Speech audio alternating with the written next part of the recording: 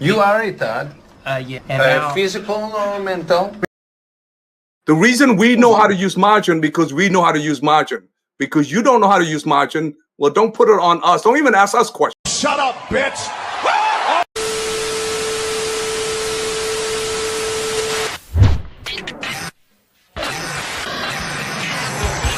Hey Ryan, why don't you pull up Amazon's margins real quick? Well, I'd have more of a grin on my face than Stephen Hawking on Epstein's Island. I'm off as a smug cock when you said that. Wow, physical philosophy, you're not very smart at all. You screw up, cash flow kings. Guys. Dissector, you are an idiot. Hello, everybody. It is Saturday, and it's Saturday, 8:30 p.m. Eastern, all because of my fault. The blame is on me for the second time in 3 weeks, everybody. This is not a good look. This is unbelievable. Thankfully, though, that means we have a higher percentage chance of having more time in the after hours segment, which you guys know it's the Wild West. Anything can happen in the after hours. Now, I would like to address some of the potential rumors that are going around and circulating in the live chat section right now. As one does, I make sure to pass on to Fiscal Philosophy and our editor in the Discord group chat that we had a delay, and Fiscal decides to put in here, Ryan get held up by a client. We will be with you shortly, which is a true story.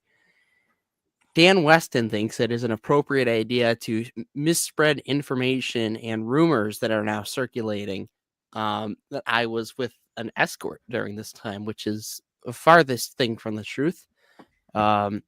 Once again, we have some inappropriate people talking about where I've been, and that's just not something I can get on board with. No, I was making income, not the other thing. Not true, making income, not coming in. Yes, we make income only. Very important distinction. Yeah. Believe it or not, everybody, I don't go out clubbing every Saturday, unlike our guest here that's going to be joining us. I'm teasing. But yeah, what are some of the things on Saturday, 8:30 p.m. Eastern? You have a 30-minute head start to the evening. What could you be doing? Well, you could be doing what everybody was accusing you of doing in the chat. That's for sure. that's not a creative. Let's say the that. funny thing is, you can do that way before 8 p.m. Eastern, and nobody is any the wiser. Yeah, it's very true. Do it when the sun's still up. Well, now Dan's asking the real question: did she tip you? Actually, yes. My client did. $5. $5 for the extra hassle that I had to go through tonight. She was very difficult to please, this client, from what I hear. Family member, so yeah. Yeah. Don't get your hopes. Yeah, don't get your hopes up. All right. Gotcha. Yeah. My head hurts. But you can't. City girl, sexual behaviors, drinking, smoking, doing marijuana. I never smoked marijuana. I never smoked pot in my life. It's true. Yeah, true. It's very true.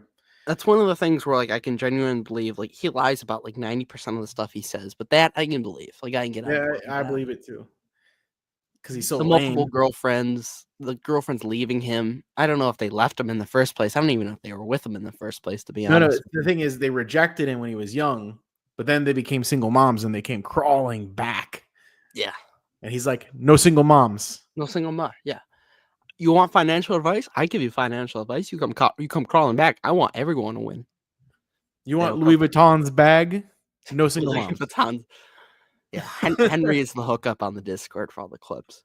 But of course, none other than our guest tonight. It's the first weekend pretty much back for school. I have one more exam left on Monday for microeconomics. Fabio, time for CFK summer.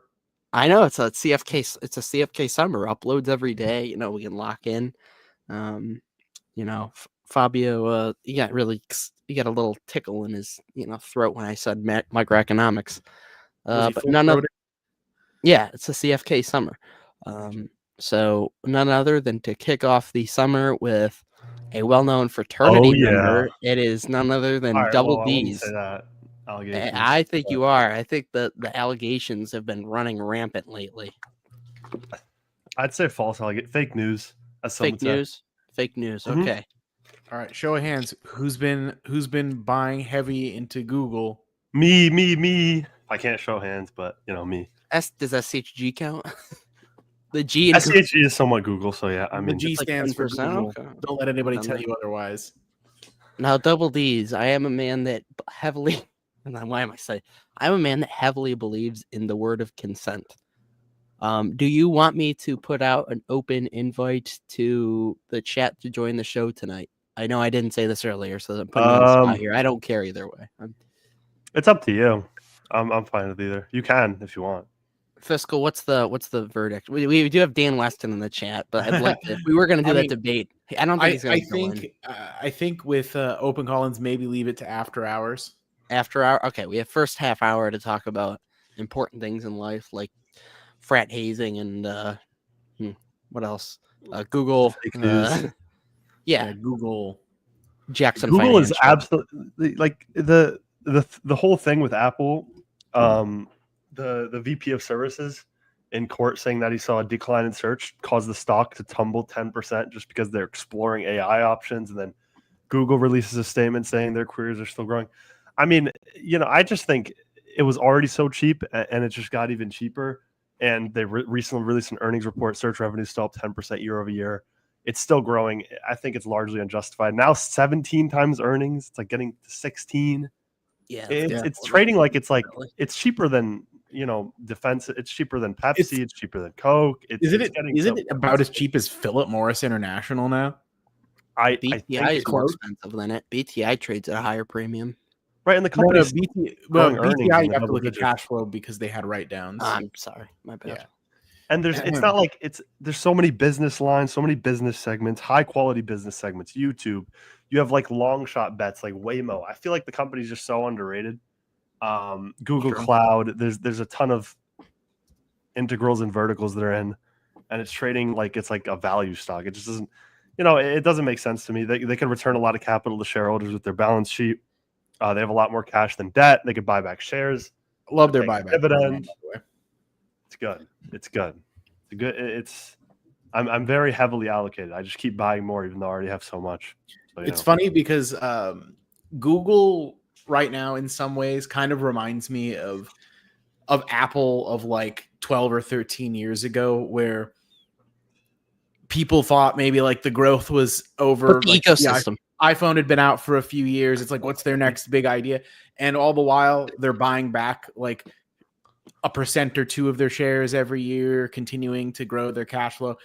And if you had bought Apple like 12 years ago, you'd be really happy right now, right? Yeah. So it's very interesting. People kind of have a similar negative thing on Google now as what people did back then on Apple, which, by the way, today I would say Apple really is struggling to continue to grow. And maybe in 10 years, Google won't be growing as much as it is today. But in the meanwhile, I think right now they're showing that they can still grow, still be competitive. I don't think LLMs are destroying search anytime in the very, very near future. I thought you were about to pull out a Paul Gabriel quote. Every investment is the present value, future free cash flows. Yeah. Which that is, I mean, It's true. that is why you buy an investment, right? Because of the future cash flow it can generate, right? I would hope. Bitcoin, that's why I don't consider it an investment, actually, because it doesn't. It's inert. It doesn't do anything for you. Yeah. So So okay, so I don't track Google as heavily as you two because I'm not really invested. I complete it's like basically the bigger reason that it's down right now. Actually, like that people think that like GPT is gonna and people are using GPT and Grok and that Google's never gonna be. People are also using Gemini. yeah. Oh yeah, Gemini. Huh. And Gemini is supposed to be. Gemini is actually the most powerful LLM. Yeah, right now, if you guys didn't know that. I heard really from the people that know about these things, because I don't really use the LLMs that much, but I've heard the new Gemini updates very good. You're not like Barron Trump. You're not good with You're not good with computer. I'm not big into computer. Okay, when it Ooh. comes to computer, in terms of computer, I'm not the person you want. But yeah, I also tend to think that, and actually Google actually said this on their conference call. I don't know if either of you listened to it, but they said what they're seeing is that the AI, the LLMs, that kind of thing, for most people, they use it for different things than what they would use Google search for, which is why Yeah. you're not Yes, seeing 100%. search decline. Yeah. Which is 100%. that was my That's what point of view too. Like the only thing I use like a Grok for is to generate funny like cartoon images, basically. Because Google search can't generate, it can show you images. So if you want something that's like a photograph of a person or a place or something, then I'll use Google search. But if I'm trying to like generate an image, then I'll use a generative AI for that. But again, that's a totally different, that's an apples and oranges thing. It's not the same use. I'm not using any of those AI things for the same things that I use any Google search for. So I only but use some people- GPT for studies. some people claim though Just that Studies. they only use GPT or they only use Grok. They don't even look at Google. And I think some of those people are fucking lying, by the way. Yeah, it's like They look up on Grok. They're like, "What's the nearest restaurant to me?" yeah. Right. You're not doing that. Thai restaurant near me, and Grok is like, I don't know where you are. It's like I don't even know. Maybe they're comboing Grok with Bing. I don't know what they're doing. Yeah, maybe they're using DuckDuckGo. They're looking up on Amazon the nearest restaurants because Google's dying. The 50-year-old white the women browser that goes use straight to DuckDuckGo. Yelp. You know, they don't even bother. It's so in my opinion, it's so much noise. And if you could tune out the noise, and I'm pretty good at tuning out noise in multiple facets, then it's a good buy. So you know, it's like the value that it's trading at is completely ridiculous to me. I think people are going to look back at today in probably less than 5 years, but easily in 5 years, maybe in the next decade, they're gonna be like, "Oh, I should have been buying Google. Why wasn't I buying Google?" And right now, there's a lot of people who are saying, "Oh, it's dying," and we have yet to see that in any type of But why buy revenue. Google when you can buy Palantir, right? We have yet to see any of it. Oh, That's ridiculous. Still, don't wake the beast up, okay? Yeah, I mean that's what there are literally people saying that right now today. Yeah. Why buy I Google don't- when you can get Palantir? Palantir's the real future. Palantir, Palantir will 100 buy out times Google, Nash. Microsoft in a few years. Yeah. Palantir at 100 times sales, and pass up Google at 17 times earnings. That makes a lot of sense. Okay, so I have a theory that like if you keep tweeting about Palantir going up, the market's going to continue going up. So I think you should keep doing it. Because when you stop doing it, the market just tanked and Palantir went to 60 again. Yeah, I've heard people say that they're going to make an inverse dividend dude ETF. I think that's kind of funny. I'd like to see someone do it, actually. That'd be very funny. I don't know if it's going to happen, but that'd be very funny. They're going short Google, long Palantir. Probably I'll put all the CFK portfolio would money get that blown we're up. making into shorting it. That would be funny, but it wouldn't be as wouldn't be as goated as the inverse Kramer though. I'd like. To Okay, see so it. we gotta talk about some of your moves that you've been making. Unfortunately, we are not subscribers to the Dividend dude, and that's a plug. Plug it now. Only $1 a month. Well, recently I've been buying Google and United Health. Those are my two big buys. I feel like there's Those been two. some sells in the last couple of months that we may need to reveal. What are some of the things you've been trimming to load up on your cash position? I trimmed a lot of Visa. Oh. Even though I think the opportunity cost for other companies. Also, I've just been just acquiring a lot of cash, like through I've been gaining cash a lot through Dividend dude, and then I'm gonna start some work this summer, so there's that. But yeah, trimming Visa and adding to Google, really. Nice. Yeah. So is it really 50% or close to 50%? I'm at like 41% right now. All right. So you're I'm not going over I 50%. exaggerated it. I should have. I am not going over 50% though. Once it'll. So I'm if it not hits gonna- 50, like that's where you're calling it. yeah, unless something ridiculous happens. Well, if the stock suddenly jumps like 20 or 30%, you might overshoot it by accident, right? That's true. Yeah. That's what I'm That's true. worried about with high tide. If it 3X's really quickly or like does something stupid like 15 or 20% in it. Like, I don't want that. I'm not Blake Downer. I can't have that. You can't have. I'll put some. I'd be comfortable with 10 or 15% in high tide, but over 15. I'm gonna get a little. No, honestly, I would say I've gotten a lot more comfortable with having more concentration at the upper end of the top few holdings. I don't feel the need to have a ton of stuff that's like 3% here, 2% here, 4% there. I think that just you get to the point where for the amount that you have into it, it's not even worth your time to follow the stock and like listen to the earnings calls. Like, I'm going to spend an hour every quarter listening to an earnings call of a stock I have $400 invested in it. That's exactly what I'm saying. Like, that's why I'm going more into like, I have a few of these like smaller, not even spec plays, but like 2 or 3%. Like, we're like, and it's just kind of gambling money. I'll be honest.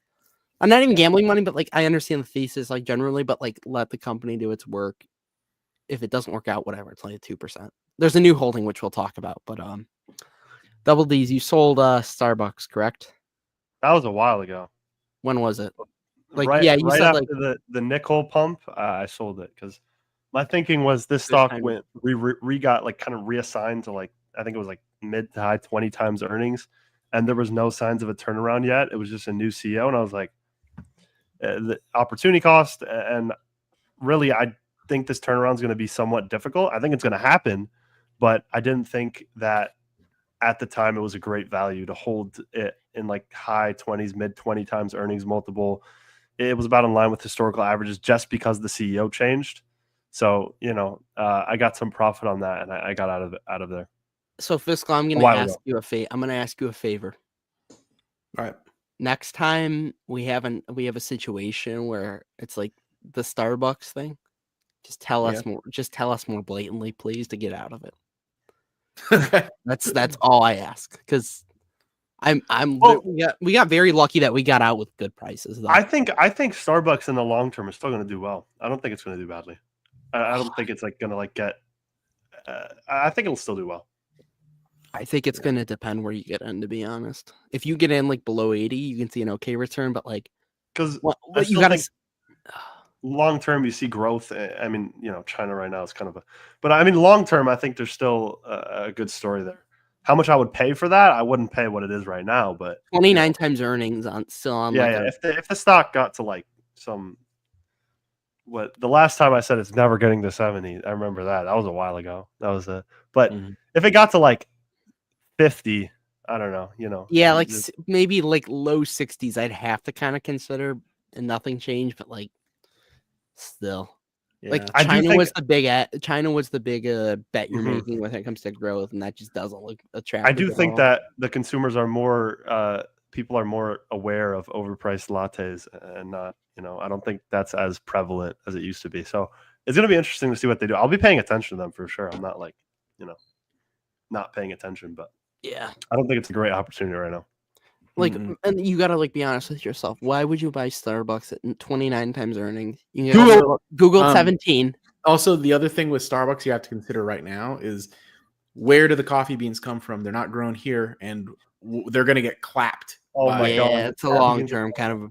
Yeah, I mean, they have a lot of drinks that aren't coffee, and I'm sure they'll find some sort of. I think Nike's a way better turnaround than Starbucks. You're still on Nike, I hope, right? I trimmed a little bit of that too, but because the opportunity cost of holding Nike at 20 times earnings for Google at 17, it's a lot. The only one I'm not touching is Microsoft. I haven't touched Microsoft. Yeah. Haven't touched Amazon. I'm not touching a lot of companies. Amazon's still attractive. But I think with concentration. Like since I'm younger, I think concentrating into companies like Google and Amazon and Microsoft for the long term is going to do very, very well. I think concentration's an advantage in high quality business. Is everybody still in Disney? I am for now. Yeah, me too. For now, I was close to selling, but I didn't. Double D's, were you ever in Disney? He was. I was. Bought low 80s. I remember. Did you get out of it? Yeah, a while ago. Okay, darn. Yeah, I mean, A long it while ago. was. It It had a was good getting earnings funny. report, right? What now? Didn't it have a good earnings report? I think. Yeah, it's up Yeah, 10%. they just rallied quite a bit. Like they were getting punished, and then all of a sudden, big pump. That's how I'm it still goes. down like 2 or 3%. It It sucks was 'cause it's like it was similar to sliding. high tide situations. Like I don't know. Yeah. You look back, it's like, oh, I could have bought there, but like, I feel like I don't know. I was close to selling out and just reallocating. So I'll give you an anecdote with regards to Disney because I'm one state over from the California one. I know people that they do the 5-hour drive twice, 3 times a year, maybe more sometimes. They go to the Star Wars themed bar there. There's one drink that's $50, and they'll order it and be happy to do it for Instagram, like to be able to show, like, oh, I went to the Star Wars thing. And if Disney can sell an individual drink for $50, they're doing quite well. Yeah. And people are enthusiastic to buy it. And Geez. The Just- fundamentals are going in the right direction, which is a good thing to see. But like, I feel like they'll do something, just fuck it up, and it'll trade again. Well, it'll go down again. you need to really, really hurt Disney. I mean, it took COVID to like really damage them, you know? Yeah. Like Dan, I'm putting the link there just for now because I'll forget about it. But if anybody wants to call in, you got like 10 minutes to wait. Yeah, I still like Disney where it is right now, and I'm gonna continue to hold. Yeah, I would think you? Disney's good value. I don't think it's bad here. Yeah, think price to free cash flow of 17 and 21.5p is not terrible after the recent rally too. I think mean, they fundamentals. announced new parks internationally too. Yeah, there's one in like Abu Dhabi or one of those. The Yeah. parks is the absolute fantastic part of Disney. The parks is like completely Right, and that's the example I gave great, earlier, right? Like they'll iconic. go to the park, they'll pay whatever because they just love, like, the people that go there. Yeah, there's some fanatics. The habitual goers, the people that always do their Disney trips, they will sacrifice other things in their life before they sacrifice their trips to Disney. They really will. Sacrifice their kids' college fund. Well, to be fair, these are child-free millennials that I mostly know that are really like that. So it's not it is what it is. But yeah, they're willing to give up other things in their life before they'll sacrifice continuing to go to Disney. All right, somebody said Disney's a Becky stock, and I'm putting a poll up because actually, you know what? I don't know about that. I will say the people that I know, they are either single, childless female millennials or millennial couples where I wouldn't call the Disney woman is the Becky one that stock, really though. wants to go to Disney. So yeah, I feel like is, the Becky stocks, Target, Lululemon, Starbucks. Yeah. I think though what he's saying though is it's like a certain kind of female consumer that's really driving it, and I do think that is that is a core part of it. Yeah, is those women that are really, they're Disney girls, you know. Have you been seeing the all the fake finance guy accounts on Twitter? Oh, the family, the whole, like the uncle, the mom. Who is behind this? I swear to God, it's not us, everybody. I barely have enough time to come on here on time. You think I don't think that like the wife person, the the OG like thing, I don't think the wife is behind all the accounts. Yeah, I don't know.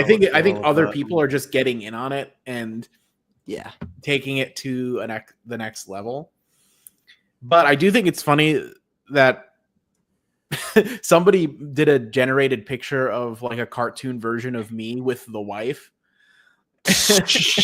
and was like, it was the mom account did that, and was like, it was saying that my poor son thinks that this guy is using his wife's account on Twitter, but I don't think that's possible because I keep seeing them together. Guff is right, everybody. You gotta smash the like button. We a good work one. very hard. In fact, I'll see if I can find it and I'll send it to you, and you can pull it up in here. Yeah. In a bit. Okay, I'll discuss the new holding that I have while you work on that. New holding in the portfolio, Fiscal, you should be familiar with it because you said a few years ago that it was too good to be true. Does that ring a bell? Was it Jackson? Yep. Jackson Yeah. Financials, a new holding in the portfolio.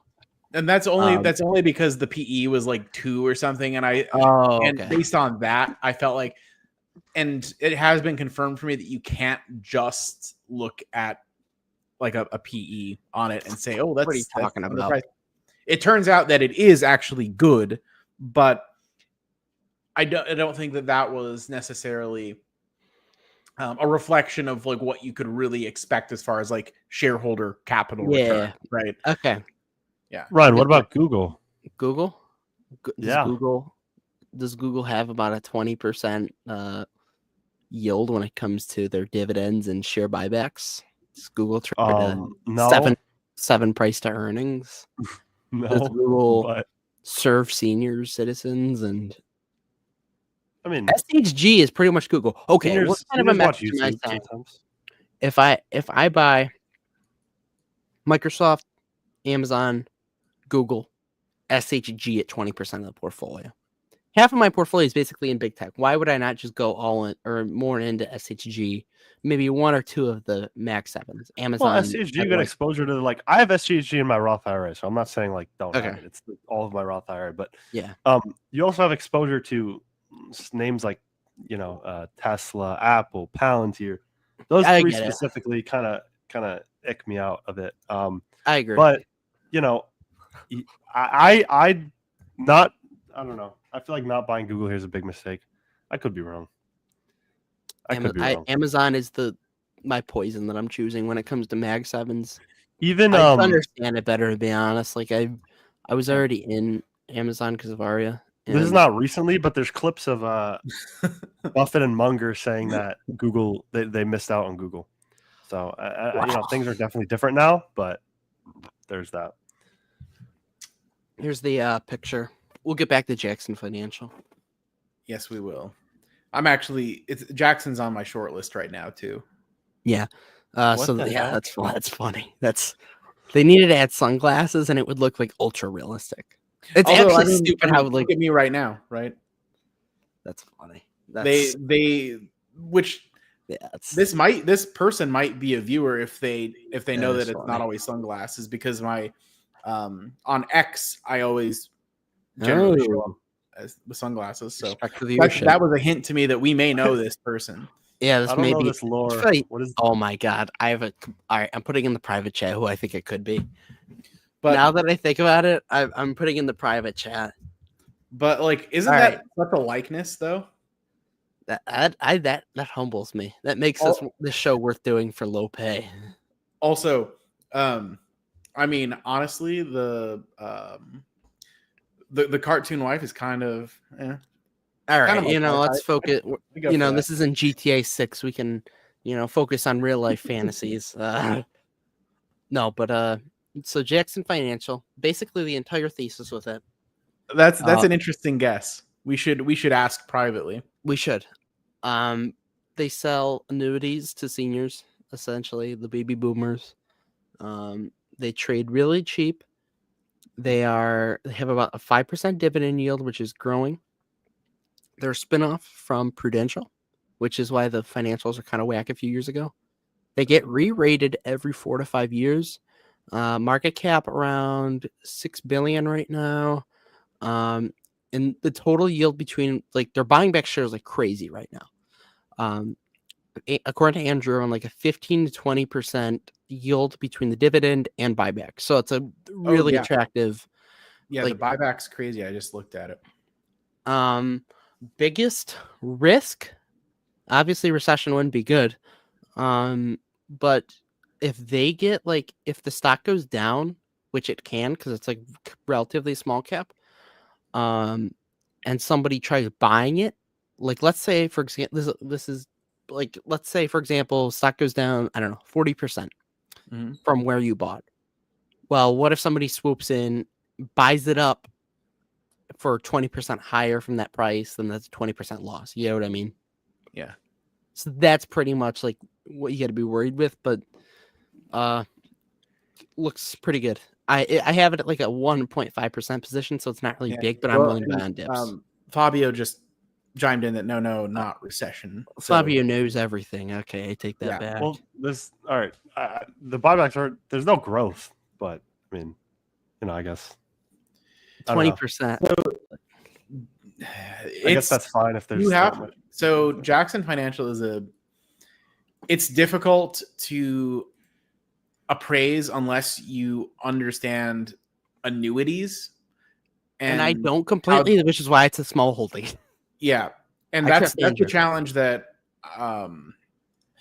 these financial services type things that the money they make is based on these different instruments.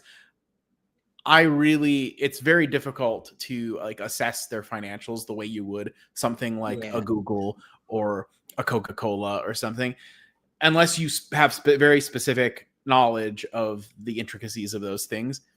So it's similar to like why you wouldn't want a normal person to evaluate like an insurance company or a bank, etc.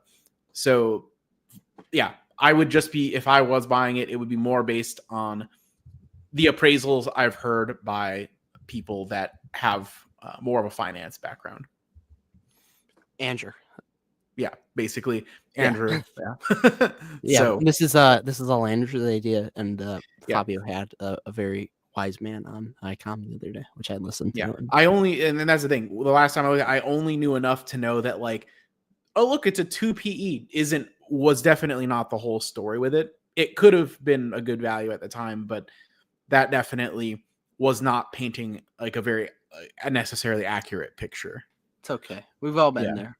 Yeah. We've all had our very interesting takes. Mine probably was, isn't Britain, I was so zooted that one stream. I was so tired. And the BTI thing was Stabulo.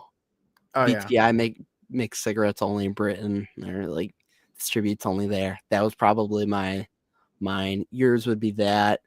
Dividend, dude. Coke is always a bad, no matter the price. Like we all have our moments, our interesting. That reminds me. I saw this horrible take on Twitter today. Someone said like in 10 years, people are no longer going to be drinking Coca-Cola.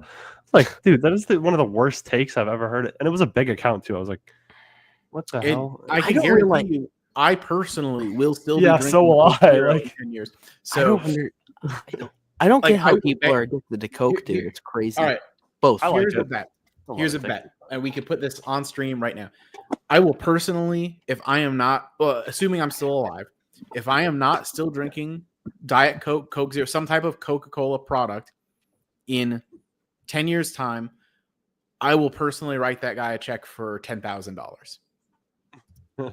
We're not and because his contention is nobody is going to be drinking Coke in 10 years. Yeah, that was like, I think if he wants to take that bet, I'm engagement bait, which I know enough about, but that's what it seems like to me.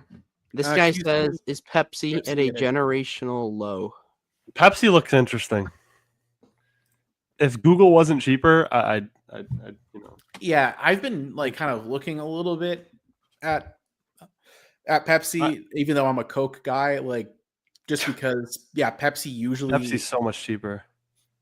Usually trades at more premium than this, but at the same time, it's funny enough that it's just, if on a 5-year time high, it's gone nowhere. It's just sat there. Your return would basically be the dividend.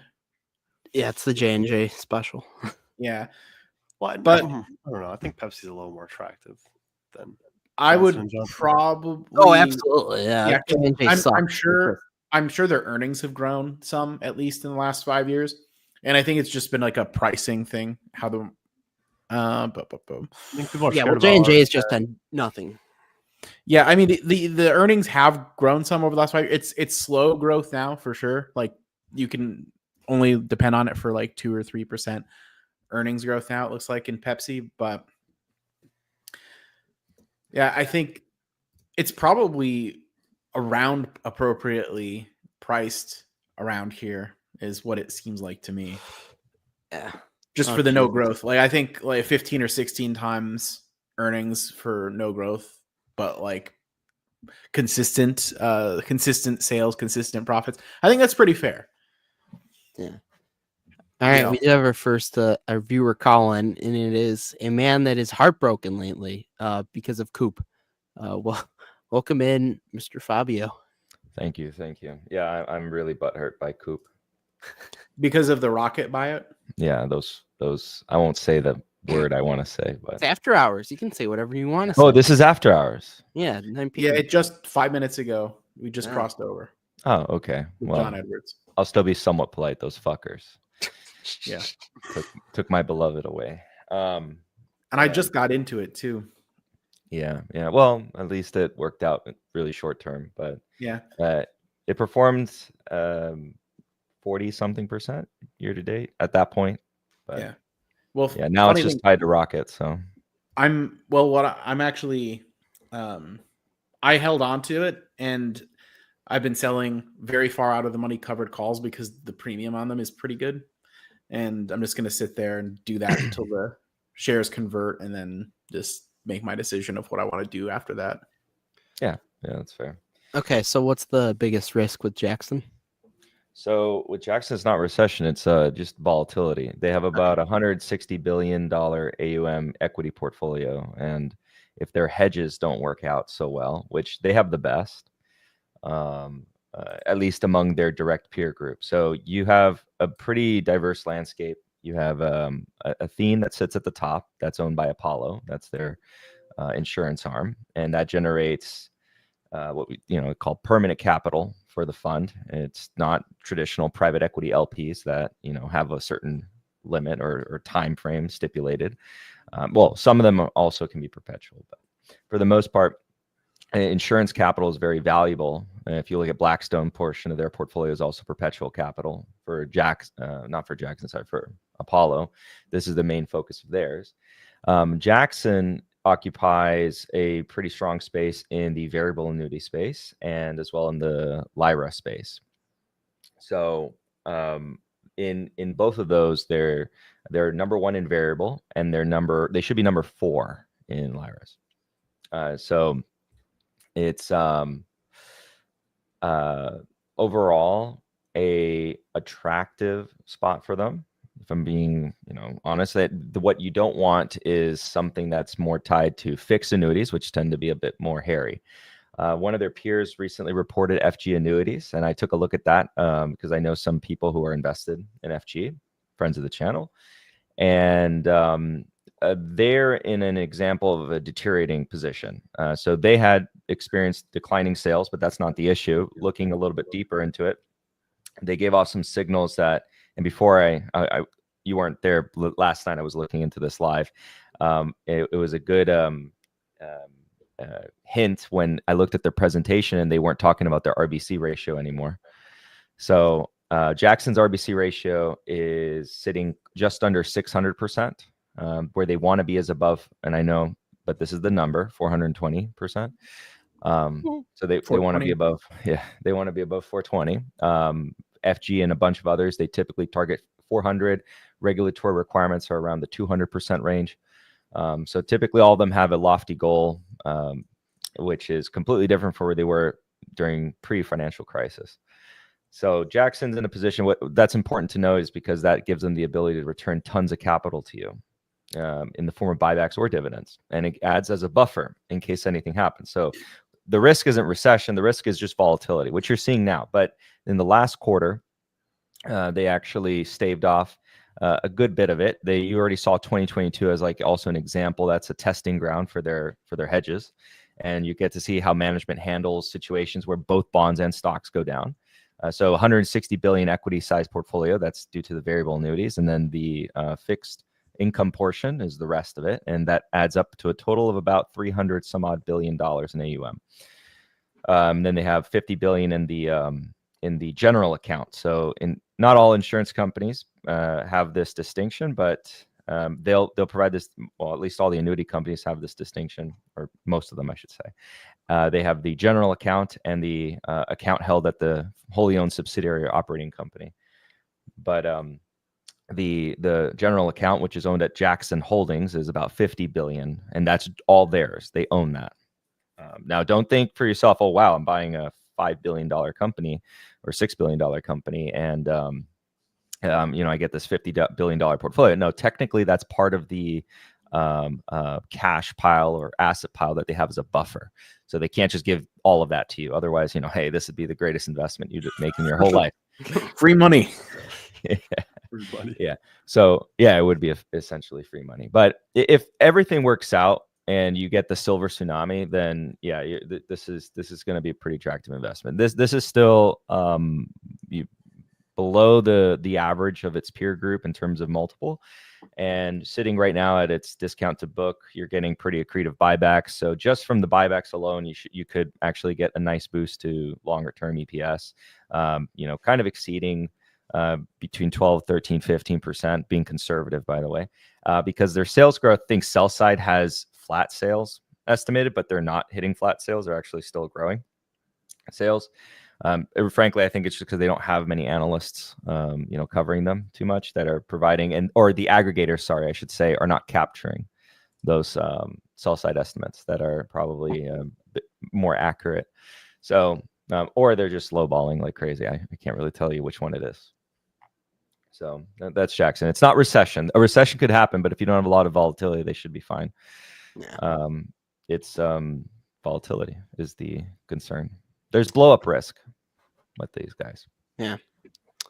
Yeah, I bought a little, only 1.5%. Yeah, I wouldn't. I would be lost in the sauce right there. I don't know enough about that.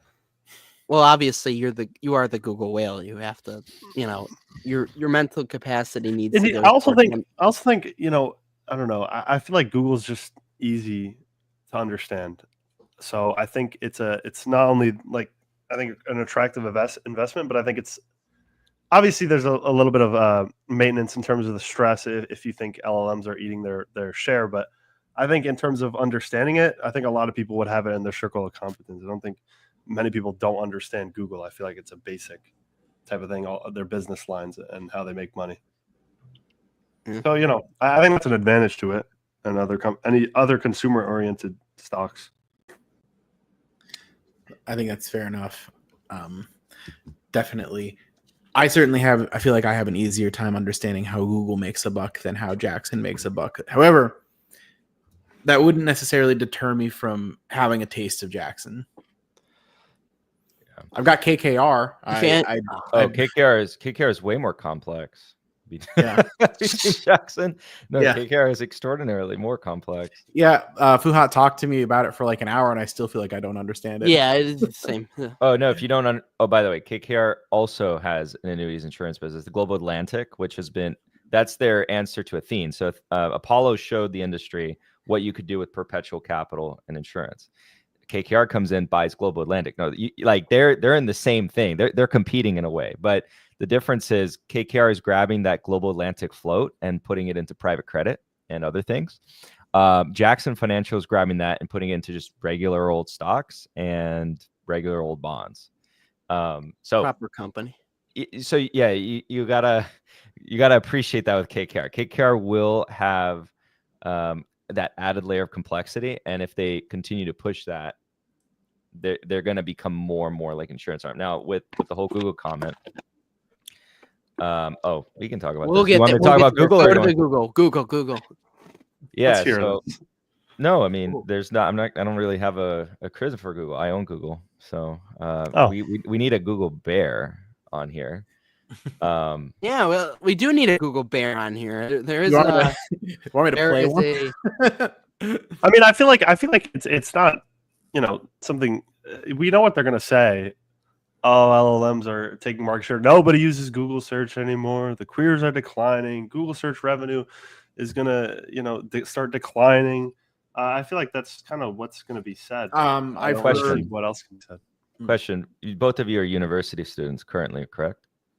I'm in community college. I'm in uni. Yeah. Yeah. You're in that age group. You have friends. All right. So, when you use an LLM, what are you mainly using it for? Out of curiosity, I surveyed some just the other day, so I'm just curious if you guys sort of match. I know Doing it's just tedious work faster. Doing tedious work faster, and then Ryan. Obviously, I only use it for studious work. I would never use it for exams. I would never use it to Use make. it to cheat. I would never. Okay. I use it All to right. correct myself. Use it for okay? homework and cheat. Yeah. Look, but- accounting too is a joke. Okay, there's no reason I need to be calculating a dividend payout ratio. Okay, work smarter. use not it harder. as a interactive calculator effect. Yeah, of course. There's a study not too long ago. It actually showcased.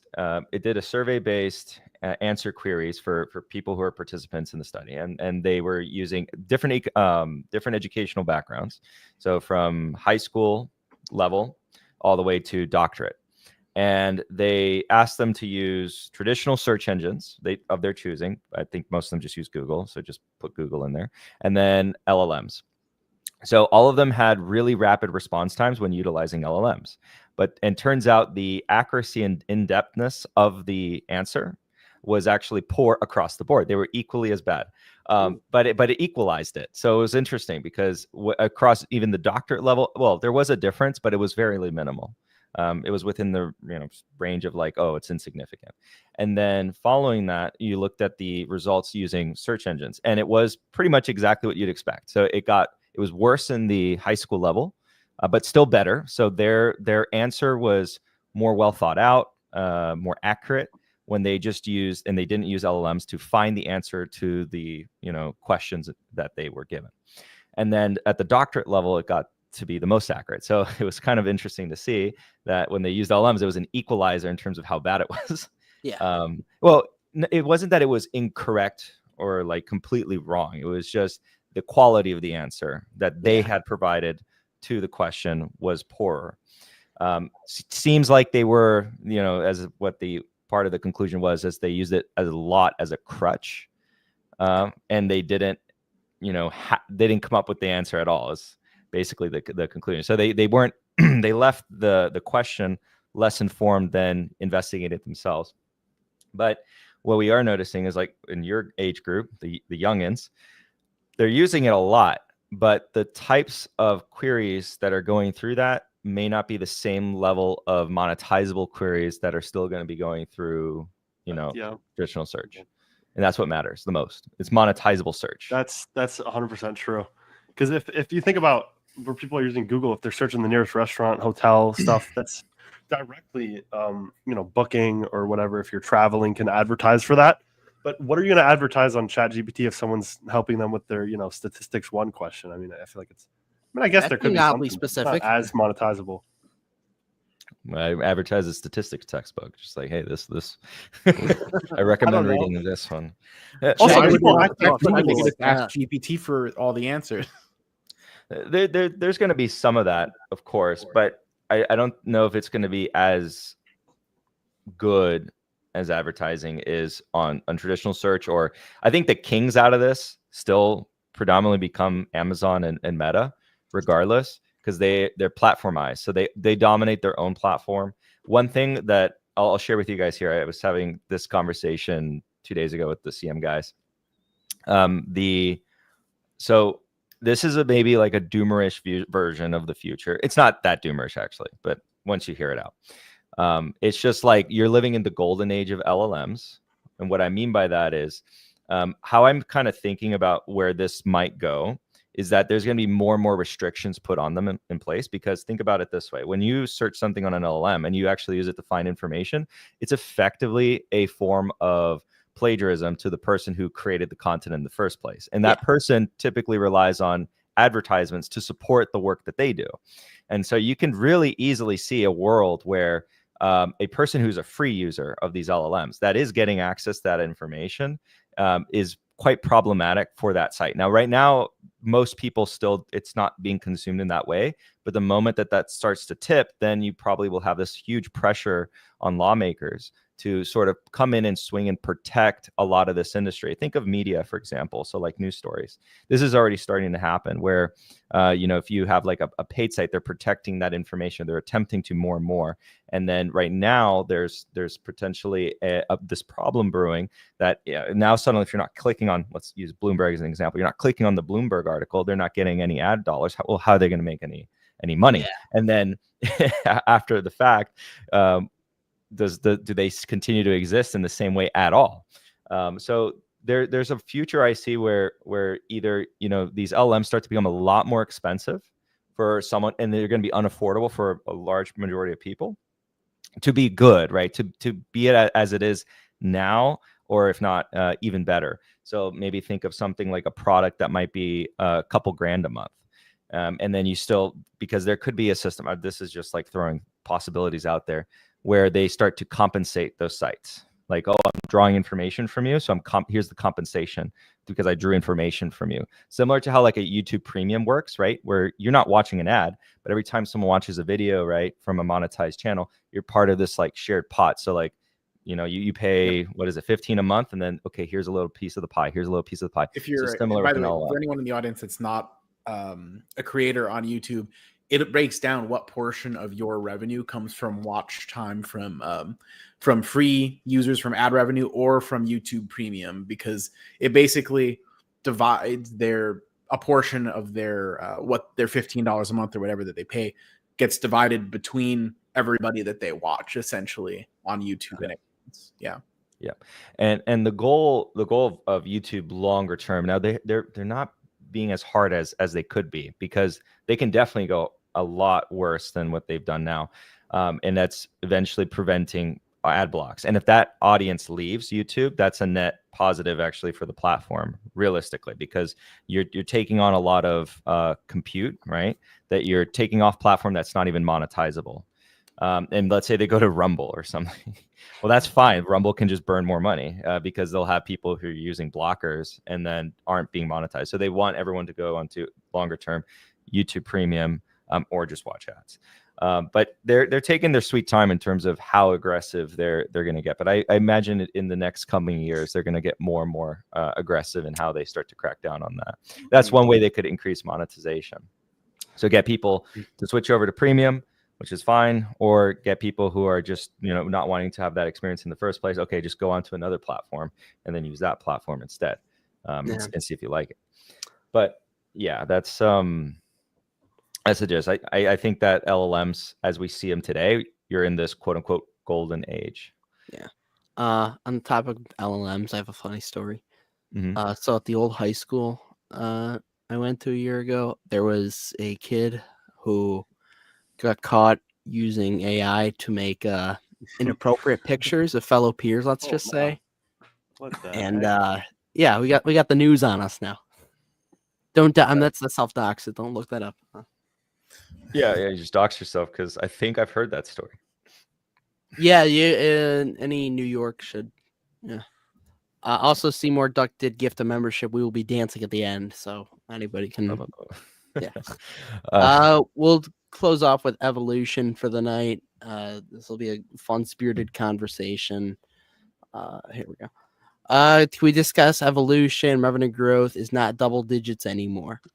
Essentially, from my understanding, and we talked about it last week from with Chase from Influential X and Seymour a little bit, they are moving from unregulated revenue, which makes up a lot right now, to regulated revenue, which long term should be better for the business and like the health of it.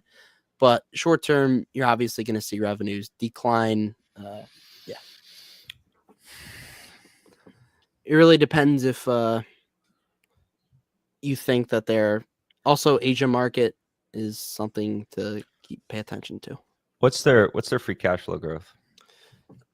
Year over year. Check that on finchat.io right now. The best link in the description. Link, yeah, we all have links, I think. Whoa. Oh, In chat. No.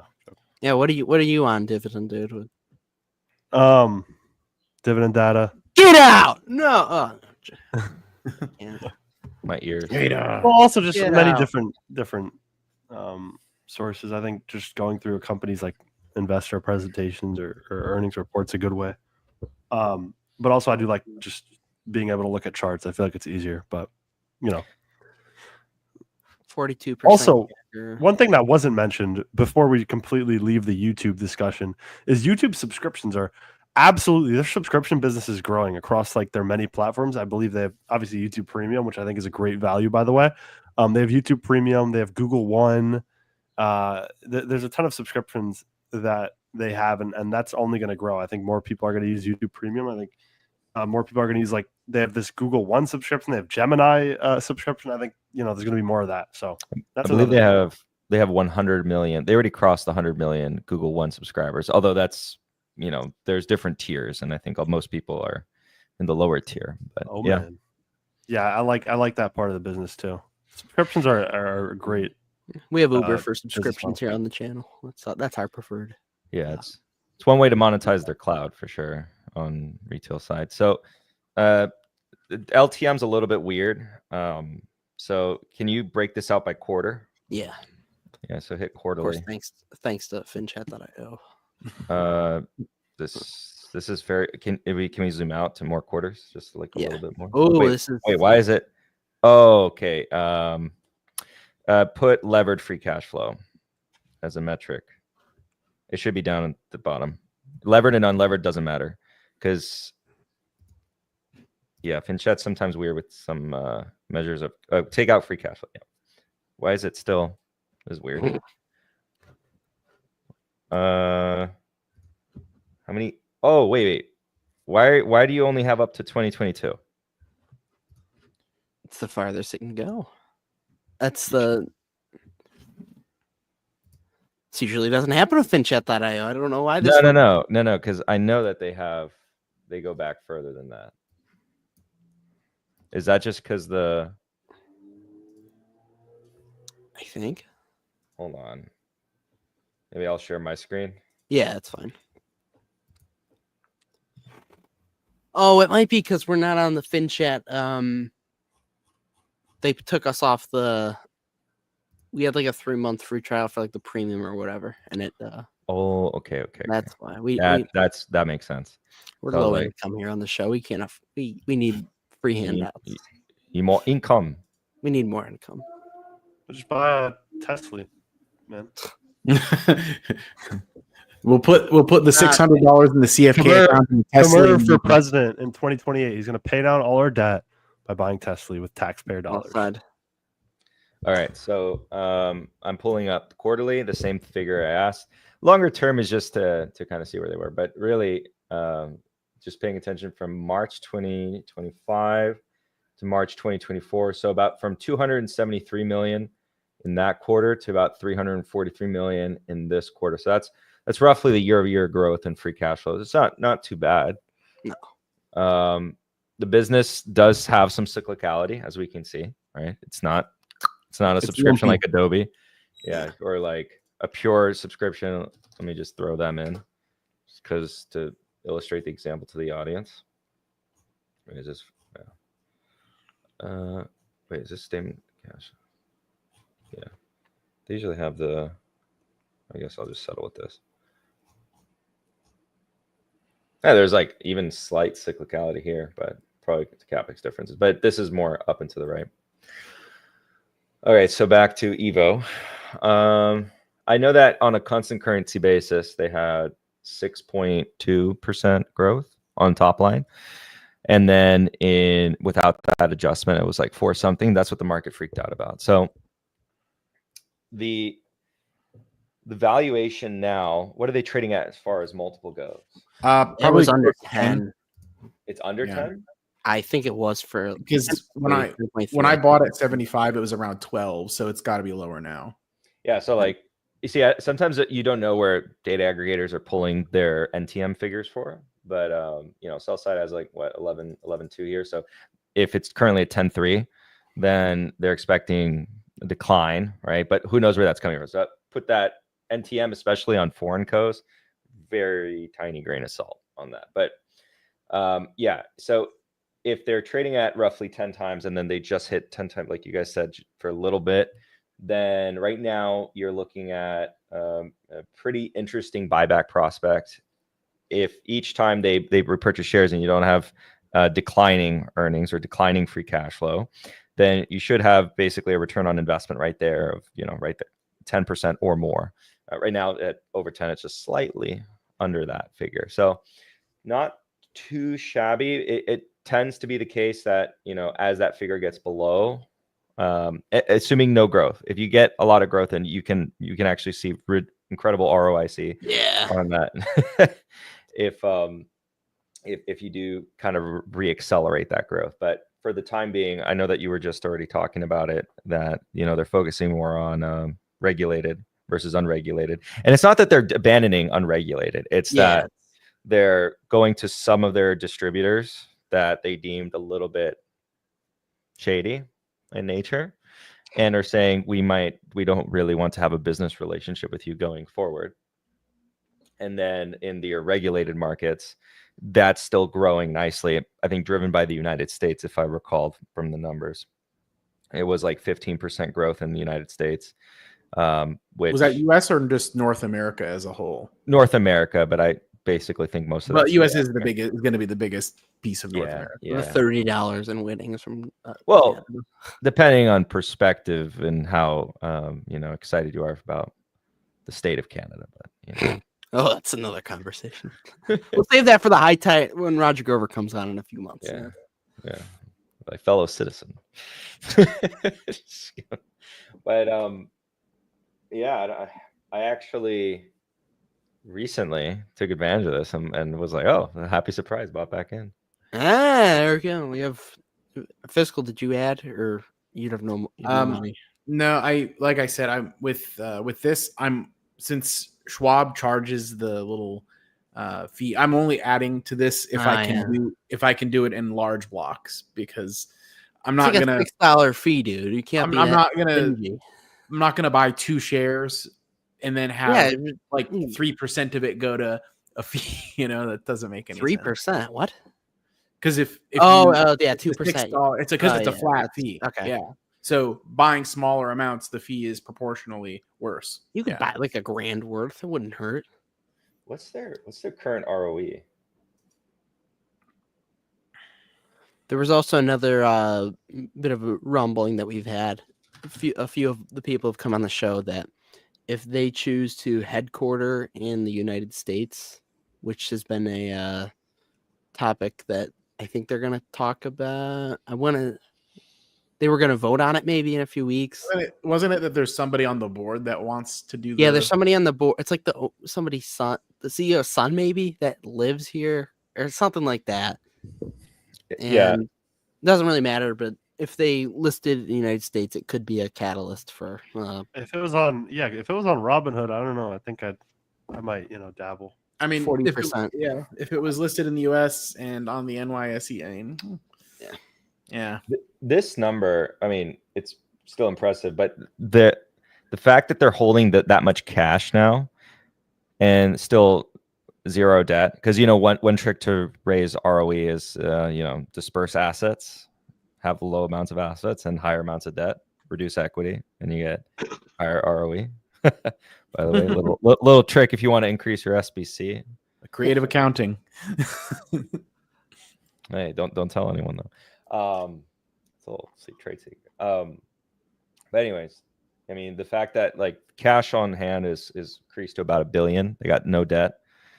A lot of these companies, Adyen, which I'm also a shareholder in, is similar philosophy of the sort. They have now 10 billion, no debt, and an American company. Well, there's American companies we can find that are like this, but they have a general thought process behind debt as being evil, and they don't want debt. And even though it's not the worst, Dave Ramsey's fault and finance guy's fault. Yeah. About equally. Yeah, I mean, and the fact that they're piling on this amount of cash but still paying out what they're paying out is pretty interesting. Let me actually pull that figure for you guys to see. You loan $1 to your friend. He is no longer your friend. He is your master. The debtor is slave to the lender. Here, and I can do an annual basis, but yeah, you can sort of see what this is starting to look like. I mean, That's income. yeah, that's the cash on hand. And I'm not even, there's no debt to put up here next to it because there's no debt, but yeah. And this is after all the investments they're making because they're going through a capex heavy cycle. So every time that they want to expand into a new state, to my understanding, because in the United States, it's like it's a state by state thing. So they can't just build in one state. They have to build in that new state, hire people, et cetera. All those expenses are upfront costs. Despite all that, they're still producing a pretty healthy amount of cash. And even after all of the buybacks that they do, which I think on a yield basis, their buyback yield, they could be better. They could always be better. But it's at, 4.42% right now. Not bad. So plus the dividend, which is another 4%. So you get about an 8 or so. Well, that's almost 9% yield on a shareholder distribution standpoint. Despite all that, there's still cash being piled on. So I think that's fairly impressive. Now, it's right now getting priced for no growth, which is where it starts to get interesting. And did you see there's a image that you can find where they're actually taking market share from their competitor, and the whole gambling space seems to be going through a lull. But again, they're not. It's tough to say because they're not actually going through that lull if they weren't cracking down on their own distributors. But they think that they think that doing that puts them in a better position longer term. Yeah. At least that's management's perspective, because then they won't get the gaze of certain sovereigns around the world and say, oh, what are you doing here? Yeah, some countries I know won't even want to grant them licenses and stuff if they know they're dealing with all these shady operators in other countries and things like that. It's like I'd love to see a documentary on these shady operators and just go into these studios. Yeah, children working on the slots. So it seems like it's just they're getting in front of something so that they can have a better reputation and grow in the wealthier regulated markets, I guess. Growing the right way. Yeah. And then there's a example. So they're actually taking share from Pragmatic, which is great to see. I mean, that's the second largest right there, Pragmatic. Yeah, 30%. Yeah. So their market share is ridiculous. For somebody who doesn't know, I was shocked. Yeah. And right now, there's not that question of are they going to lose market share. That would be something horrible. You throw that into the mix, we can get more bearish. But right now, it's just a question of okay, why aren't we growing? What's going on here? And I think it's self-inflicted. It reminds me a little bit of back in 2022. I don't know if you guys, Ryan, were you investing in 2022? I was buying Target at $225 a share. Of course I was. Well, let me tell you, the Netflix, there was some fear. There was a lot of FUD. Oh yeah, and that was beautiful. I remember that. But yeah, there were some people crying a little bit on their YouTube channel, and although they didn't sell, so I'll give them that. They didn't pull out of it. Was it Joseph Carlson? No. You can search it. There's a video or something I have. But that was probably one of the greatest buying opportunities in the last 4 or 5 years of any stock I've seen. And that one had this narrative that brewed up. I don't know if you guys remember it. They were losing subscribers. Yeah. You remember that? I do remember that. Yeah. So at that point, sorry? Bill Ackman sold.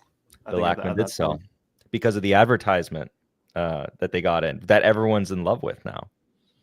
He sold because of that. He said, I don't understand. This is not me. So the narrative around there was they were losing subscribers. And if they did something not too dissimilar to Evolution, but probably a bit more aggressive on a particular geography, and that was Russia, they just completely exited. So netting out that, they actually gained subscribers. And I have no idea why it was so difficult for, even though I would say it, show the figure, show the calculations, the narrative persisted. I would still get comments. It was incredible. I was just like, wow, there's just a level of cognition. It's funny. Those comments remind me of the time when you explained that high tide, the price of the flour doesn't matter. Oh, Jesus, I remember that. Oh, no. Because they're not a No. producer. We're not And the doing it. person kept going in the comments. He's, remember he's that? in here. You got gifted a channel membership. Oh, That's a loyal yeah. viewer right there. I appreciate that. Yeah, well, there's only so much you can do. So, and Netflix was the case, Meta was the case. I mean, it's pretty interesting. Like the metaverse argument, that was always funny. Zuckerberg's legs, man. No, I don't even know where that narrative came from because, well, I understand like normies on Reddit, right? Neckbeards on Reddit, kind of just saying Beater. random things. Sorry. But oh man, you don't have to call him out like that. Oof. I'm not saying that about you, Beater, by the way. I do not hold that opinion. I said it. He said it, not me.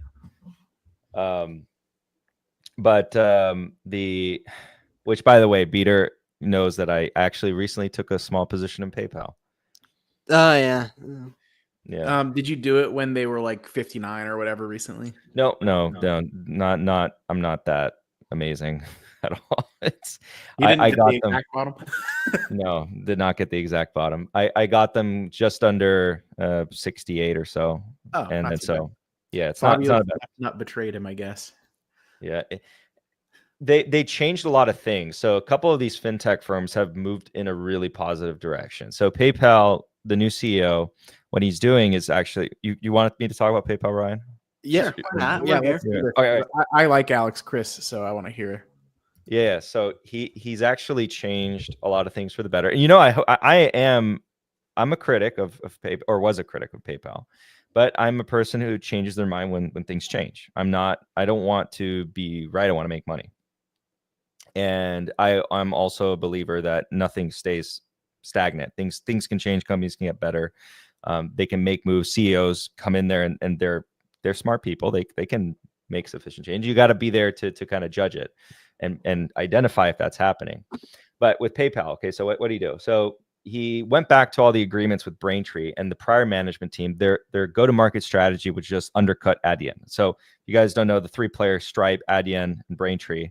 Those are the three major ones.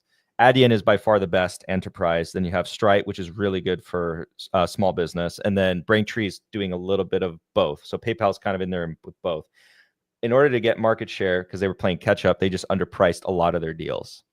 And in some cases, they were losing money. And this was actually known back in 2023. All you had to do, PayPal wasn't admitting this, right? So you listen to PayPal and they're like, they're not telling you we're losing money in some deals. Adyen was telling you that. Adyen was basically saying there are some people, they wouldn't name names, coming onto the market and they're signing these arrangements, but they're doing it in a way that we won't match because we don't want to sacrifice our margins. And they said something to the tune of, we don't even know how they're making money. Fast forward, we know that they were losing money. For Stripe, it's kind of like put to the side that because we don't have their information because they're not public.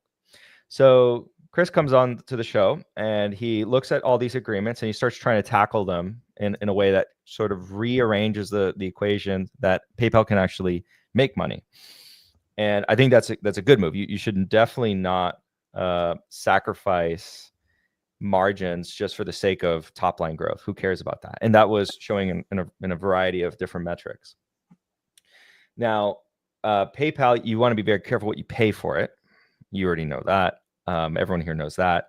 And so the legacy business, I maintain my prior criticism, which is it's still a business that's probably in its mature phase. So you don't want to pay too high for that. But that being said, Braintree has, all the bundle potential. Then the second thing they did, which is good for PayPal as the platform, they started an agreement with KKR where they started to sell the BNPL loan book. And that's good because that de-risks them. When that happened, I did give them praise. So Peter's watching. He remembers I came out and said, I remember where I was at the airport and I was like, oh, this news changed. I added Peter. I said, this is different. This is good. So because when they were piling on this BNPL, I felt like they were transitioning more to something that they weren't, which is more like a quasi bank. And you want them to be just like a toll booth, so to speak, of transactions. That move was also under Chris, so I applaud him for that. So those moves altogether kind of pushed me up to be okay, a bit more optimistic, and I would put an eye on it. Then the sell-off happens, and then that's your opportunity. So they've already made some changes that you agree with. Now it's all about the price. So what I don't want to pay is anywhere like 15 above times earnings for this thing. I want to pay really realistically closer to that 10 times multiple. And that's basically what we got. Now, if they can drive growth in the legacy product and then also succeed in improving Braintree's prospects, then you have something that could actually drive really significant rates of return on your investment with, I think, on a risk-adjusted basis, something that makes it worth our while, so to speak. So that's kind of like where I'm at with PayPal. I'm waiting to add more if we do see a little bit of a trickle down, but otherwise, where it's at now is not the worst price in the world. Although for me, it's not really. I'm not going to be buying too much more now. It's already above 70, I think. Yeah, it's just a hair above 70 right now. Yeah. Well, that was a fun, spirited conversation. We are an hour 18 into the show. Fabio, do you have any questions for our good friend Double D's before we hop out of here? Oh yeah, there's a good question, and someone brought this up. How do you feel about the DOJ overhang? Are you? I mean, first of all, I think it'll take a while for that to, everything to happen. And even in the worst case scenario where they're forced to break things up, as a shareholder, I'm gonna get each piece of that business depending on how they do it, and I could deliberate at that time and see what happens. I think the most detrimental thing that could happen is if they're forced to sell off Chrome.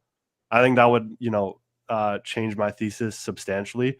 I don't think they're going to be forced to sell off Chrome, but that's certainly a risk because Chrome is easily the most popular browser, very integrated with Google, and a lot of their, I don't know the exact numbers on it, but searches come from Chrome. So, I think it's kind of like just a wait and see thing for me, seeing how it plays out. I don't think it's going to be immediate. I think it'll take a while. I think it's more than priced into the current price. And if they do get broken up as a shareholder, I really don't see how I'm, disadvantaged in a way. I think shareholders are going to be just okay. So I think the risk is overstated in my opinion. That's my thoughts. But I could be, I don't know. I guess it is a risk. And this may be like way overly optimistic, but there's some people think that it would unlock shareholder value because they think that like if you had YouTube as its own segment, it would get a higher valuation than what it gets as like part of Google, for like example. But it's difficult to say. I prefer it all as one thing. So we'll see. Yeah. It's going to be several years before we see what actually comes about it because of the appeals process, and likely, hey, this could be crazy. We could see it go all the way up to the Supreme Court.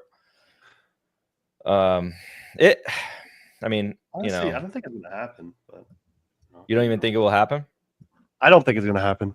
But it's going to happen, everybody. Oh! I thought you meant that they're going to appeal. I was like, no, they're definitely going to appeal. I meant the breakup. Yeah. I put some doubt on that as well because I feel like they haven't passed the burden. Well, this is just an opinion. I'm not the judge, but I don't feel like they've made a really strong case on the burden on the consumer. Frankly, it's been a free product. A lot of the competitors on the Chrome breakup, they argued on some of the other merits being somewhat true, but on the Chrome breakup, they're like, no, we do not want you to take this away from Alphabet because Alphabet's actually been a really good steward of this open source product. And they fear that in the hands of someone else, it won't be. So, yeah. Also, with right now, in terms of, I guess the argument of them being monopolistic, I feel like that's kind of not really true, especially right now, with large language models. Are they a monopoly, or is ChatGPT going to destroy them? I don't think it's a monopoly. I think it's. Their I constantly see the charts of their competitors are not Bing and DuckDuckGo. They're Amazon. They're the LLMs. because Amazon is a bigger search engine than I think Bing and DuckDuckGo, both by a substantial margin, and they have their own advertising segment. Their competitors are not those companies. They're large language models and companies like Amazon primarily, in my opinion, which they don't even argue in the courts. I don't know why that's not talked about. But yeah, I don't think they're a monopoly at all. And I think that's definitely going to get brought up in the courts. I don't know the whole process, but that should be brought up for sure. So I don't think it's going to happen. It was brought up as a defense. Okay. Yeah, so I don't think it's going to happen. And if it does, I think shareholders will be okay, but we'll see. If there's any company that's a monopoly, it's clearly Nike. That's just not a joke. Teasing not you. Yeah. All right. Anything else before we give these two their promotion? We do have to dance. Oh yeah, we do have to. Yeah, thank you for reminding me. Thank you to Seymour Duck, and congratulations to Retire on Dividends for somehow once again becoming a cash flow king's He's gem. got the devil's own luck. Yeah. With love from Indonesia.